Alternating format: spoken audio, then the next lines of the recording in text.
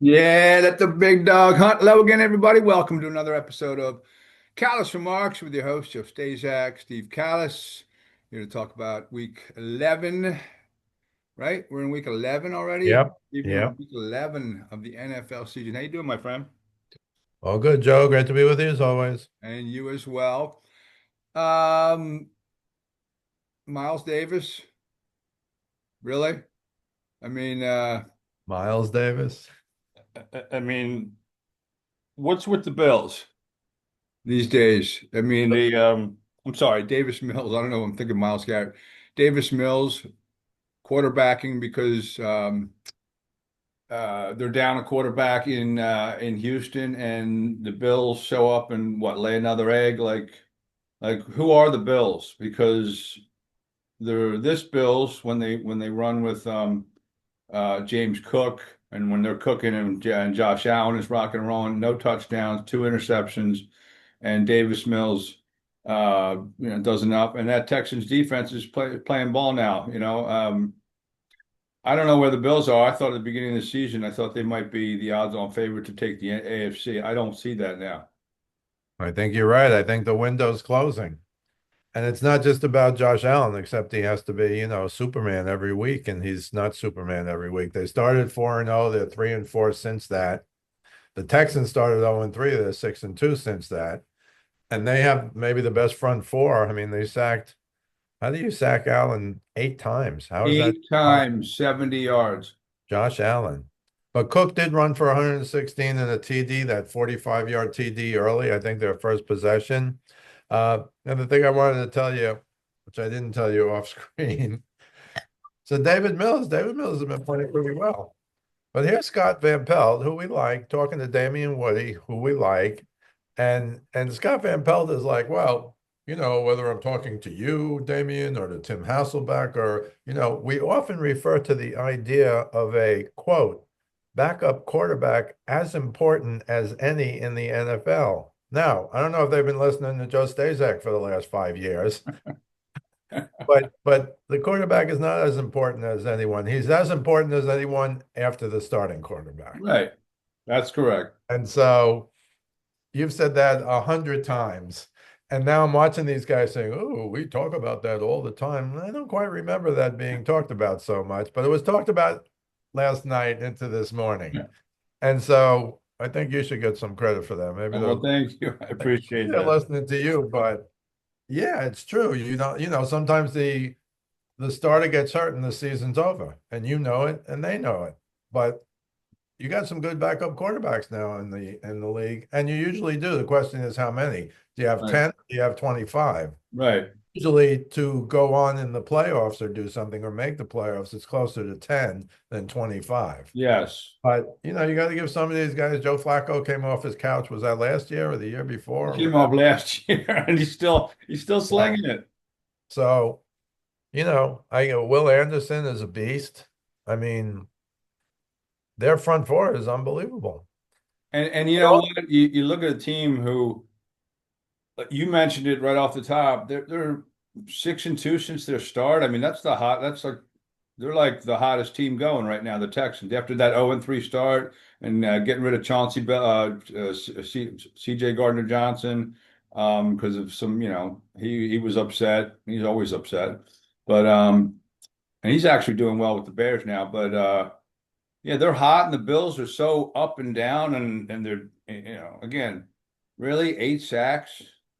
I mean, Yeah. And we that's should we should mention Kalen Bullock, 2 interceptions. The first one was a tip. I feel almost bad for quarterbacks on their interceptions yeah, here. They should have two numbers. They should have, I'll just pick a number, 10 interceptions, and then the next column would be three were or blocked or whatever, deflected or whatever. Because even the last play of the game when Bill, when Allen threw another interception. There was incredible pressure on him. It's late in the game. How about the 4th and 27 play? Did you see that? Oh where's my. FedEx? Where's Freddie Mitchell when you need him for fourth Fourth and and 26? 27, very late, and they got 44 yards on it. And you're like, whoa, maybe there's a chance. And don't forget, on that first touchdown, they missed an extra point. So at the end of the game, they're down four, not three. They could have Now, easily kicked the right, field goal. that's huge. So as bad, I'll say, as bad as the Bills were, as bad as they were, they could almost win that game. It's like it's not as bad as Darnold throwing four picks, and they still had a chance to win the game. That was a 61-yard field goal. But the Bills couldn't kick a field goal here because they missed an extra point early. And you can come up with, oh, there's 23 other plays. Yeah, but score-wise, extra point after a touchdown, which isn't as automatic as it was for, 80 years. I Yeah, wouldn't say that, but 30 or 40 years, because I think way back at the beginning of football, I'm talking 1920s and 30s, the extra point wasn't a gimme even from close up. You made most of them, but I don't think it was a gimme because you had the straight kickers, until Jan Stenner. Mark Mosley's and Yeah, Jan that Stenner, was those guys came in, and then it changed the game. And now field goal kicking, it might be, I've said for years, it's the most improved thing in football from then to now. And now it's even getting even much better than it was 10 years ago, whether much it's better. ball or whatever they're talking about now, whether everybody has more leg strength. I'm I not don't know sure. about that. I think the balls are different. The balls are just flying around. Yeah. And I think I told you, I read an article where now the team gets the balls a few days in advance for their kicker and they can do what they want to it. I don't know exactly what they do. But in the old days, you just got it like an hour before the game and there was only so much you could do. It's Yeah, so fascinating. Somebody will write the article about that because this has been a crazy, crazy year for field goal interesting. kickers. So kickers can do whatever, but Brady gets a 4-game suspension. Oh, you've been talking to Johnny Callis or what? All right, that's my man. So this week there's some interesting games. Let me just start with the Bears and Steelers because both of those teams are to me are a mess. Not that the Bears are a mess. They've been winning with Ben Johnson and Caleb Williams. I just don't. I think they're, about to, get their comeuppance at some point. But I'm not sure if the Steelers are going to give it to him because the Steelers with DK Metcalf, he hasn't really performed like, the DK Metcalf I think we used to see in Seattle. Aaron Rodgers. I mean, he throws for, 400 yards against the Bengals, and everyone's like, "Oh, Aaron Rodgers is phenomenal." And then 2 weeks later, "Oh, he's too old. He looks old. He really, it's like, relax. All right, he had a bad game. Blah blah blah. I still think he can sling it, but their offense to me, the Steelers is just it's something they don't even like like deal with a lot, or really, I mean, they're just a very defensive minded team in the way they construct their team. They're still 6-4. Bears are 7-3. It's in Chicago, and the Bears are 2.5 point favorite. What are your thoughts on that game? Yeah, I'm on the fence. Rogers hurt his left hand, of course, but he's going to play. And I think he has the second highest win percentage all time against the Bears of any quarterback in the history of football. Oh, he kills the Bears.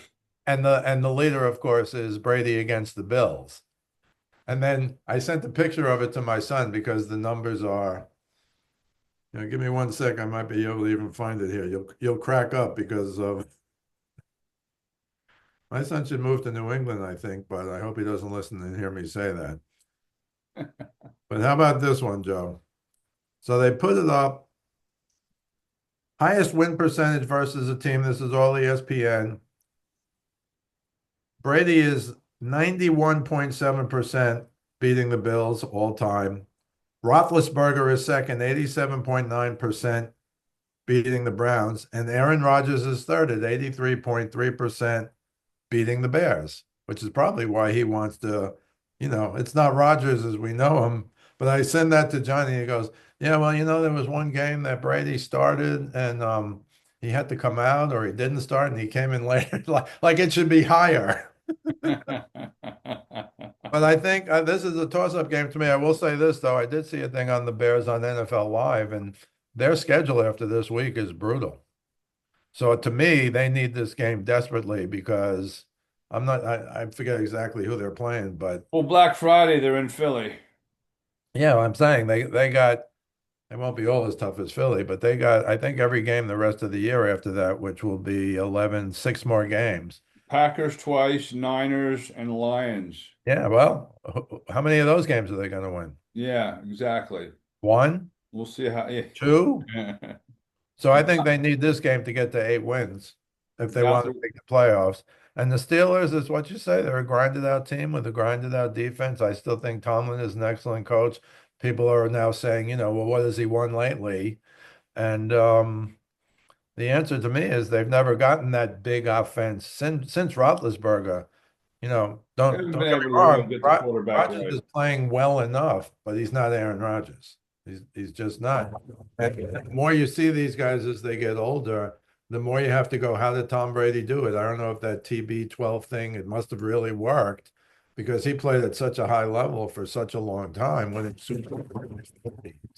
Um, but I give Rodgers credit. He's still sticking around, and I think he just has, at least in his mind, the magic over the Bears. But I don't think the Bears are going to be, oh my goodness, because it's Aaron Rodgers with 83% or whatever that win rate is. Right. They're not Because thinking that. that's from another time, frankly. Absolutely is. Make me Patriots. pick one. I'd probably take the Bears at home because they are playing well, and Caleb Williams, whatever you think of him, is playing closer to a number one pick. I wouldn't say he's playing like a number one pick, but he's closer to a number one pick. And, they're actually playing well, the Bears. So I'm not picking that game, but if you told me I had to pick one, I'd pick the Bears. Patriots, Bengals, Joe Burrow. Oh boy. Joe Burrow back under center. And they are New England's 6-point favorite on the road. Yeah, I looked at FanDuel last night. It was 6.5, but it's pretty clear Burrow's going to play, and now it's down to 5.5 already.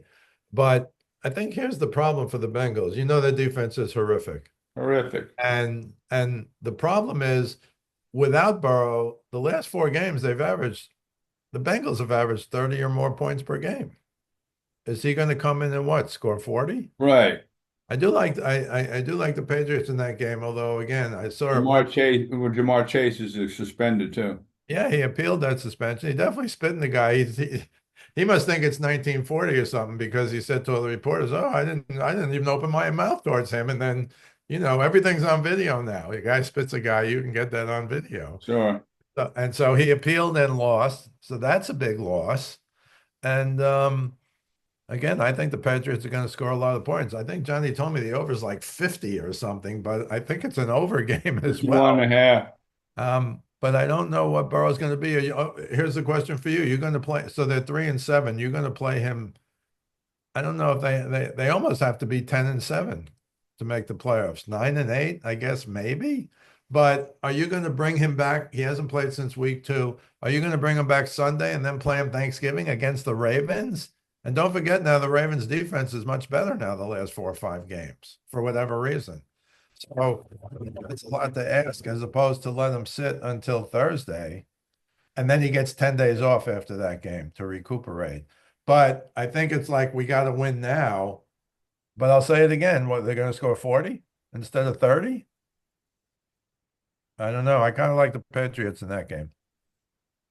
Uh, uh, Giants and the Lions. I think this is interesting because the Lions, again, I think you're going to see a different team when they're back in the dome because, you talk about cold weather. It didn't look like Jared Goff had too much interest in being in Philly last Sunday night, but 10-point favorite over the G-Man. And it looks like Jackson Dart might play as well. Your thoughts on that game? Giants defense is pretty good. But this could be the kind of game where the Lions score, 40 points. Right. You just don't know. And their offense, again, they missed their all-pro receiver. They missed the new running back. They're getting back the quarterback who was in concussion protocol, but it looks like he's going to play. I don't think that's a definite. That's why I suggested maybe we should do this Saturday morning because by then we'll know all these things, and it makes a big difference in terms of picking games or analyzing anything. But I was going to pick the Lions. I'm not going to pick them because on FanDuel it's 10.5. And we were talking before, they're up 17.5 late. The Giants score nothing touchdown. And This happens all the time. yeah. So I think obviously the Lions are going to win. I think they'll be much better, but the Giants aren't terrible. It's just to me, they lost their best receiver and they lost their best running back. And they do have a quarterback who's played what now, 4 games or 5 games. And he's willing to, stick his head down like he's in college, but he needs to find out quickly. Apparently part of the reason they fired Dable is they weren't happy that he couldn't get him to slide. Now, you're in the game for the first time, you're in the NFL, you want to prove yourself, and he's run like a halfback sometimes. Right. Not a good thing. You don't last long in this league, obviously, and he's already got one concussion now, so you got to be careful with him. If he's your 10-year guy, I think the Giants think he's your 10-year guy. He's still got a lot to do to be like a franchise quarterback. Colts 8-2 at the Chiefs. Chiefs 5-5 coming off a loss in Denver.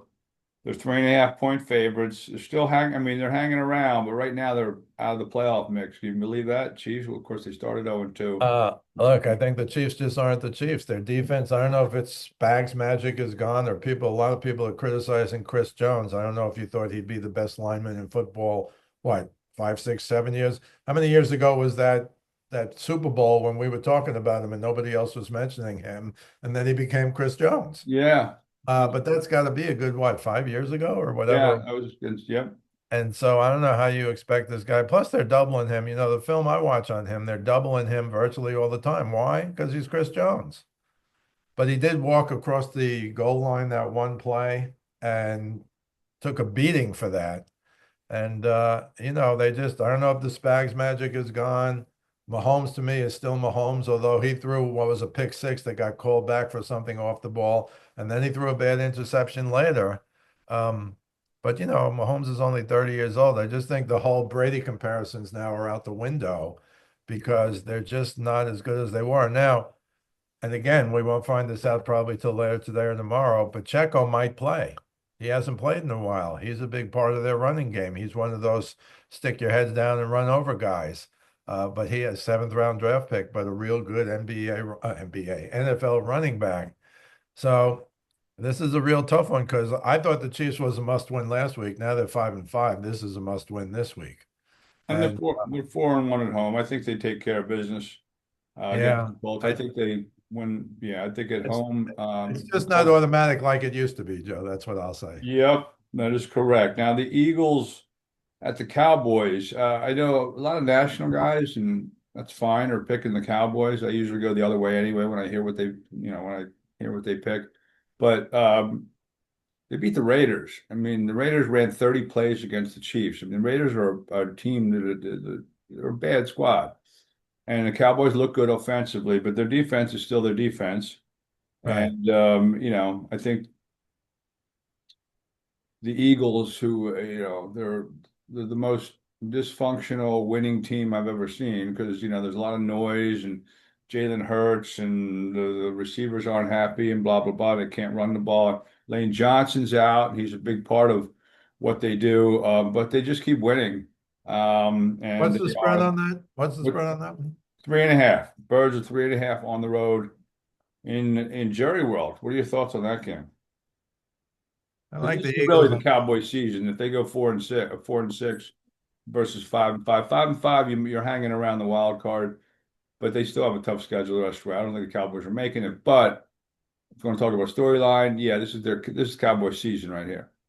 Yeah, well, I'm not a believer in the Cowboys. Haven't been for a few decades now. The whole America's team and all that stuff is all a bunch of baloney. But they have an excellent offense, but they have a terrible defense. So I think the Eagles are going to do what they have to do offensively, and I think defensively they have a real good team. So I think they can play with the Cowboys. But they sit down CD Lamb last week and Pickens for what, a series A or a quarter? series, yeah. And then they went So nuts.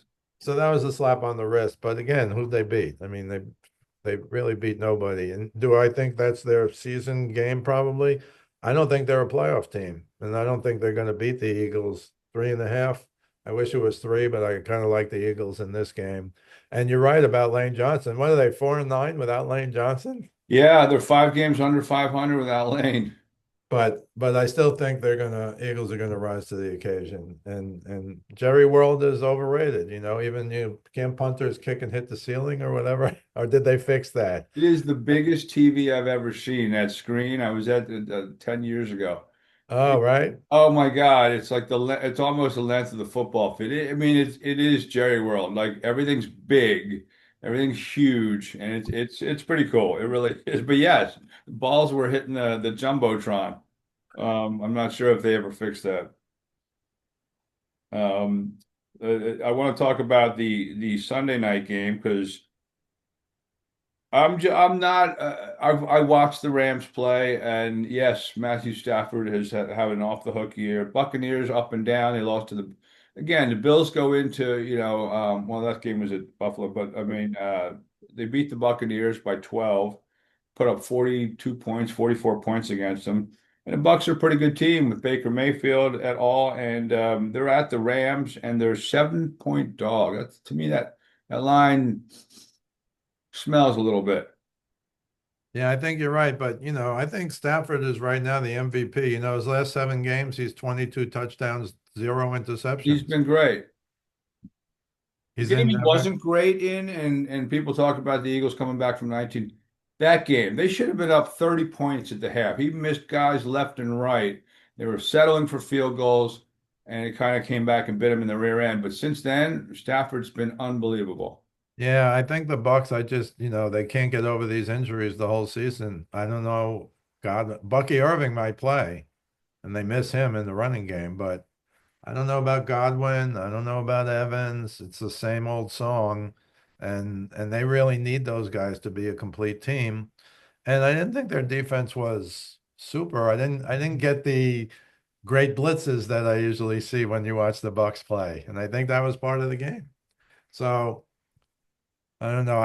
I would certainly, I'm not going to pick that game, but I would pick the Rams to win. 7 points, as you said, is a lot of points, and you always think that Baker is going to find a way to at least be in the game. I think I told you at the last game, 38 seconds left, the game is over. He's running out to the field, and they take him off and they put in the backup to take a knee.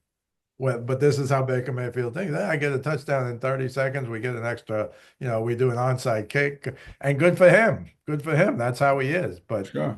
they took him out of the game. I thought it was a little weird because it's Baker Mayfield. But, that could also be we don't want him to get hurt. Game's over.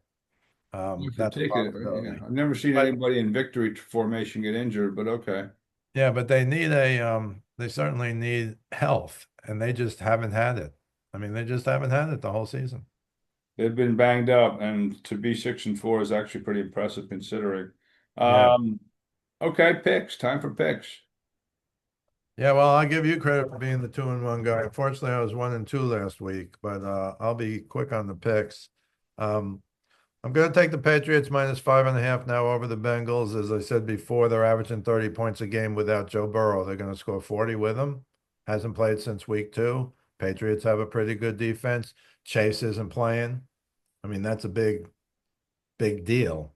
Um, so I'll take the Patriots -5.5 over the Bengals. I'll take the Eagles -3.5. I wish it was 3, and it might go down to 3. But I think Dallas is, that might be another over game. If you think Dallas's offense is going to score a lot on the Eagles, I don't. I think they'll score, but I don't think they're going to put up, 28 or whatever they would need to win.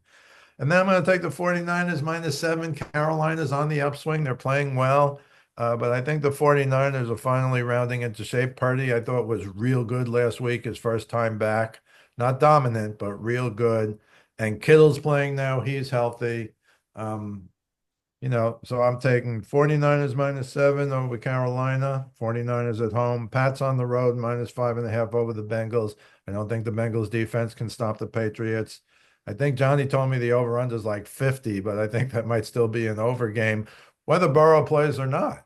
I don't know what they think. Again, it went down from 6.5 to 5.5 when it seems clear now that Burrow's going to play and save the season, but he's coming back on Thursday and then play the Ravens. And I'll take the Eagles -3.5 over Dallas. How about you? All right. I'm going with the Chiefs. I think they'll be right this weekend, I think. 3.5 over the Colts. I've seen the Colts implode on the road. Good squad, but I think the Chiefs get it done. To go to 6-5.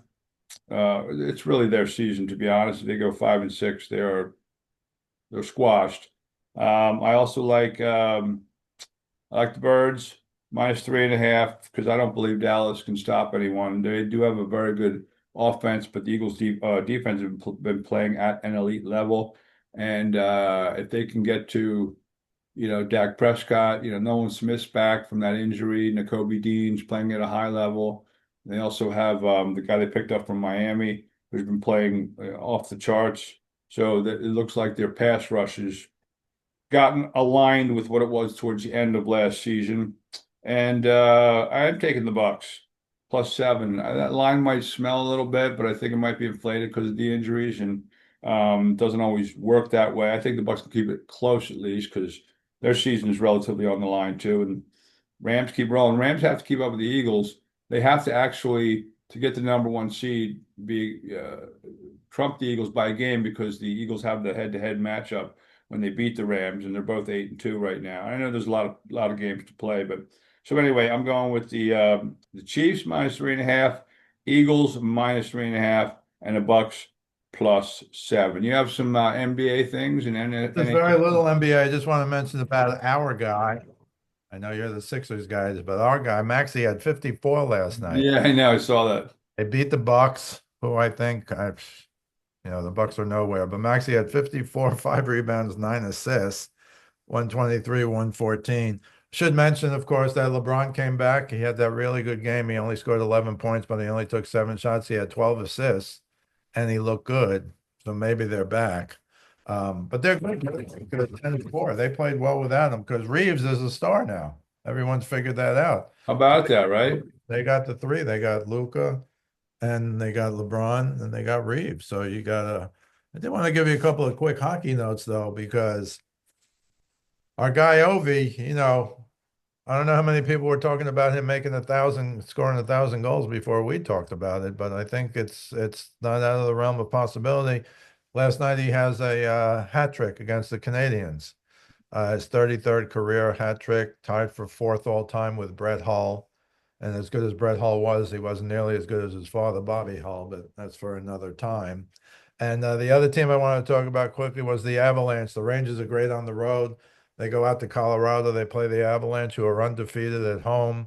Avalanche beat them 6-3. That's with two empty netters at the end. And I just want to mention the Avalanche's goalie, Scott Wedgwood, who's been a journeyman goalie, has 11 wins, the most wins in the National Hockey League, has a goals against average of 2.17, second in the NHL, save percentage of 91.7%, and he's fourth. Mackenzie Blackwood, their original number one goalie, is hurt.